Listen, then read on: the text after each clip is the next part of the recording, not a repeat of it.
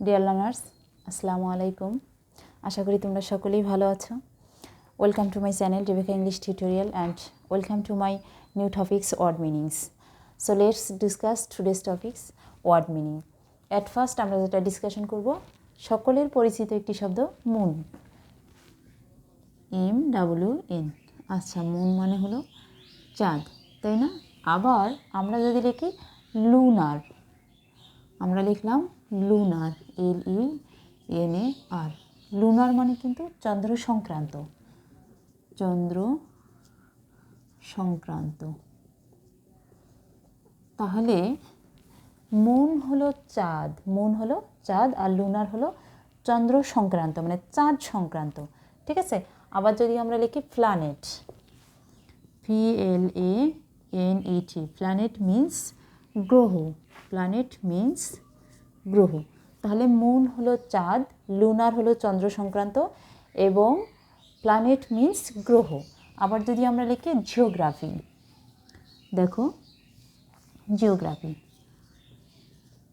GRAPHY, geography. Geography means ভূতত্ত্ব, ভূতত্ত্ব। আবার যদি আমি ডেমোগ্রাফি লিখি, DEMOGRAPHY, আচ্ছা, ভূতত্ত্ব আর ডেমোগ্রাফিটা হলো জনসংখ্যা তত্ত্ব, জনসংখ্যা তত্ত্ব। তাহলে গ্রাফি, গ্রাফিটা কিন্তু আছে, একটা হলো জিওগ্রাফি আর একটা হচ্ছে ডেমোগ্রাফি। যদি ডেমোগ্রাফি থাকে তখন হবে জনসংখ্যা তত্ত্ব, আর যদি জিওগ্রাফি থাকে তখন কিন্তু হবে ভূতত্ত্ব। পার্থক্য আছে, ঠিক আছে? আবার যদি আমরা লিখি স্যানগুইন, SANGUINE, স্যানগুইন মিন্স আশাবাদী, আশাবাদী। আবার যদি আমি লিখি চিরফুল, CHEERFUL, চিরফুল মিন্স উদ্দীপনাপূর্ণ, উদ্দীপনাপূর্ণ। আবার স্পার্ক, SPARKE, স্পার্ক মিন্স আলোর ঝলক, আলোর ঝলক। দেখো আবার স্কেয়ার্ড, SCARED, স্কেয়ার্ড মিন্স ভীত, স্কেয়ার্ড মিন্স ভীত। সাবসিকুয়েন্ট এবং কনসিকুয়েন্ট, সাবসিকুয়েন্ট কনসিকুয়েন্ট, এখানে লিখি SUB, সাবসিকুয়েন্ট। এবং সাবসিকুয়েন্ট কনসিকুয়েন্ট অর্থ একই, এই জন্য দুইটা শব্দ আমি পাশাপাশি লিখি, কনসিকুয়েন্ট। দুইটার অর্থই হচ্ছে পরবর্তী। আবার পূর্ববর্তীর ইংরেজি দেখো কি, সাবসিকুয়েন্ট কনসিকুয়েন্ট, পূর্ববর্তীর ইংরেজি হচ্ছে অ্যান্টিসিডেন্ট, অ্যান্টিসিডেন্ট, CEDENT। তাহলে ANTECEDENT, অ্যান্টিসিডেন্ট হলো পূর্ববর্তী, পূর্ববর্তী, ঠিক আছে? আবার যদি আমি লিখি কারেন্ট এবং রিসেন্ট, দুইটার মধ্যে পার্থক্য দেখো। কারেন্ট, CURRENT, কারেন্ট মিন্স হলো চলমান। আবার রিসেন্ট মিন্স সাম্প্রতিক, রিসেন্ট মিন্স সাম্প্রতিক। দুটার মধ্যে পার্থক্য দেখো। কারেন্ট, কারেন্ট হলো চলমান, আবার রিসেন্ট, রিসেন্ট মানে হলো সাম্প্রতিক।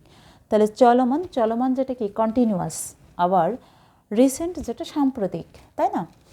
তাহলে এখানে দেখো সাবসিকুয়েন্ট কনসিকুয়েন্ট, সাবসিকুয়েন্ট কনসিকুয়েন্ট দুইটা আলাদা। সাবসিকুয়েন্ট কনসিকুয়েন্ট দুইটার অর্থ হচ্ছে পরবর্তী। আবার অ্যান্টিসিডেন্ট, অ্যান্টিসিডেন্ট মানে হলো পূর্ববর্তী। আবার স্কেয়ার্ড, স্কেয়ার্ড মানে হলো ভীত। স্পার্ক আলোর ঝলক, চিরফুল, শেয়ারফুল, শেয়ারফুল মিন্স উদ্দীপনাপূর্ণ।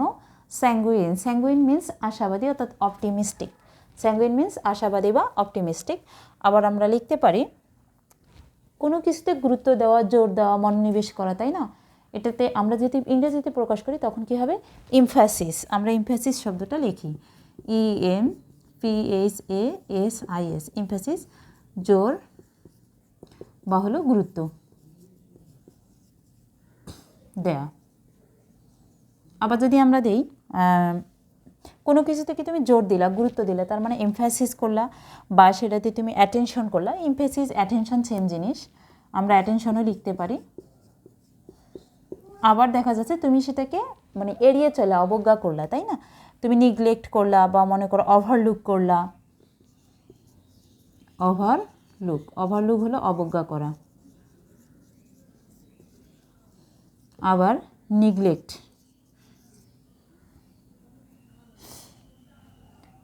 নেগলেক্টটা হলো উপেক্ষা করা।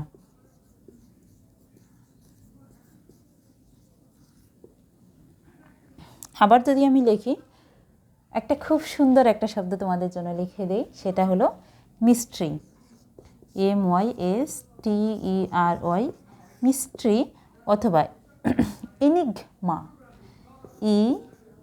ENIGMA। এই দুটো শব্দের অর্থ কিন্তু রহস্যময় ব্যাপার, রহস্যময় ব্যাপার, ঠিক আছে? তাহলে মিস্ট্রি, ইনিগমা দুটি শব্দের অর্থ কিন্তু একই। মিস্ট্রি, ইনিগমা শব্দের অর্থ হচ্ছে রহস্যময় ব্যাপার। বলে কি মিস্ট্রিয়াস ব্যাপার, কিচ্ছু বোঝা যাচ্ছে না, মানে কি রহস্য ভেদ করা যাচ্ছে না। তো এই যে মিস্ট্রি এবং ইনিগমা, এটা সিনোনিম হিসেবে ইউজ করতে পারবে, মিস্ট্রির সিনোনিম হিসেবে ইনিগমা ইউজ করতে পারবে।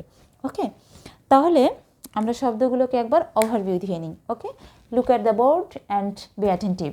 অ্যাট ফার্স্ট, মুন, মুন মানে হলো চাঁদ। আবার লুনার মিন্স চন্দ্র সংক্রান্ত। দেখো প্ল্যানেট, প্ল্যানেট মিন্স গ্রহ। আবার দেখো জিওগ্রাফি, জিওগ্রাফি মানে হলো ভূতত্ত্ব, আবার ডেমোগ্রাফি হলো জনসংখ্যা তত্ত্ব। ভূতত্ত্ব, জনসংখ্যা তত্ত্ব দুটি আলাদা জিনিস। স্কেয়ার্ড মিন্স ভীত। দেখো সাবসিকুয়েন্ট, কনসিকুয়েন্ট, কুয়েন্ট কিন্তু ঠিক আছে, অর্থাৎ সিকুয়েন্ট, এটাও সিকুয়েন্ট, এটা হলো সাবসিকুয়েন্ট, আর এটা হলো কনসিকুয়েন্ট। সাবসিকুয়েন্ট, কনসিকুয়েন্ট দুটি শব্দ কিন্তু দেখতে একই, তাই না? সাবসিকুয়েন্ট, কনসিকুয়েন্ট মিন্স পরবর্তী। তাহলে পূর্ববর্তীর ইংরেজি কি, প্রশ্ন তো আসেই, তাই না? তাহলে পূর্ববর্তীর ইংরেজি হচ্ছে অ্যান্টিসিডেন্ট। যখন আমরা রিলেটিভ প্রোনাউন পড়ব তখন কিন্তু আমাদের এই অ্যান্টিসিডেন্ট শব্দটা ওখানে আসবে, যে রিলেটিভ প্রোনাউন অ্যান্টিসিডেন্ট নাউন অনুযায়ী বসে, তাই না? তখন এই অ্যান্টিসিডেন্ট শব্দটা কাজে লাগবে। তাহলে অ্যান্টিসিডেন্ট মানে হলো পূর্ববর্তী, আর সাবসিকুয়েন্ট, কনসিকুয়েন্ট মানে হলো পরবর্তী। আবার দেখো মিস্ট্রি এবং ইনিগমা শব্দ দুটির অর্থ কি? রহস্যময় ব্যাপার। দুটির অর্থই কিন্তু একই। এদিকে দেখো স্যানগুইন মিন্স আশাবাদী, অর্থাৎ অপটিমিস্টিক। চিয়ারফুল মিন্স উদ্দীপনাপূর্ণ। স্পার্ক মিন্স আলোর ঝলক।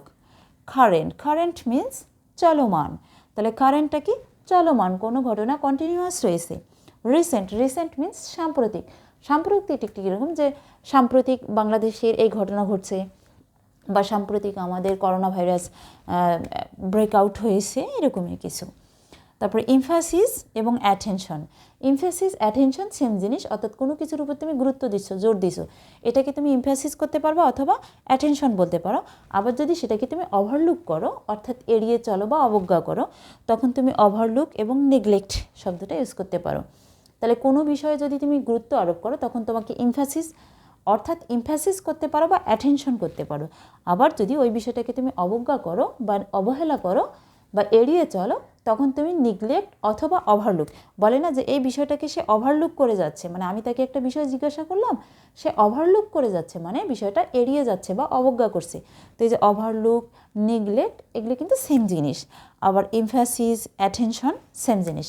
তাহলে মনে রাখবা সাবসিকুয়েন্ট, কনসিকুয়েন্ট পরবর্তী, অ্যান্টিসিডেন্ট পূর্ববর্তী। অ্যান্টিসিডেন্ট শব্দটা খুব ভালো করে মনে রাখবে, কেননা নেক্সট ভিডিওতে যখন আমি প্রোনাউন নিয়ে ডিসকাশন করব তখন কিন্তু তোমাদের অ্যান্টিসিডেন্ট শব্দটা আমি সেখানে বলব। তো এই ছিল আজকে আমাদের ওয়ার্ড মিনিংসের উপর ডিসকাশন। আমি আশা করছি ওয়ার্ড মিনিংসের ক্লাসটি তুমি খুব ভালো করে এনজয় করেছো, এবং নেক্সটে নতুন ভিডিওতে তোমাদেরকে স্বাগতম। এবং আমার চ্যানেলটি যারা এখনও সাবস্ক্রাইব করোনি তারা সাবস্ক্রাইব করে নেবে, আর যারা অলরেডি সাবস্ক্রাইব করেছো তাদেরকে থ্যাঙ্কস। দেখা হচ্ছে নতুন ভিডিওতে নতুন রূপে। সে পর্যন্ত ভালো থাকো, সুস্থ থাকো। Good bye.